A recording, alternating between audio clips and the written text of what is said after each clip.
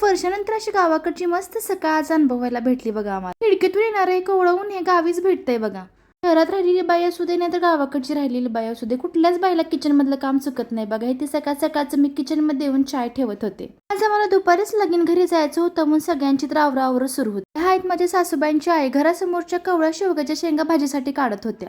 इथे नवरोबाला 2 दिवस सुट्टी भेटली तर कामाला पण सोबत घेऊन आलीत बघा. नंतर मस्त जेवणाला शेवग्याची शेंग आणि भाकरी बनवली होती. आता लग्नाची डेट उद्याच आली बघा, तरी माझं नंदबाईंचं काही नटापटाचं काम होत नव्हतं. पटपट आम्ही सगळ्यांनी आवरून घेतलं आणि लगीन घरी जायला निघालो. माझं आणि सासूबाईंचं माहेर एकाच गावात आहे. मम्मी पप्पा तर इथं राहत नव्हते, आजी रानात राहत होती. म्हणलं लगीन घरी जायचं अगोदर एकदा आजीला भेटून जाऊया. हा पूर्ण आमच्या अक्काचा वाडा आहे.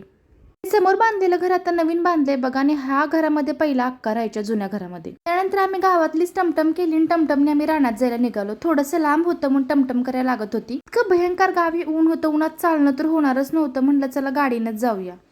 हे माझ्या आजीचं घर, म्हणजे नवीनच बांधकाम सुरू आहे आता. आणि आजी सासूबाईंना घर दाखवत होती कसं बांधलंय ते. घर बांधायचं अजून काम थोडं राहिलंच होतं आणि घराच्या समोर असं मस्त आंब्याचं झाड पण होतं, त्याला आंबा पण लागले. चला भेटू नेक्स्ट मिनी ब्लॉग मध्ये.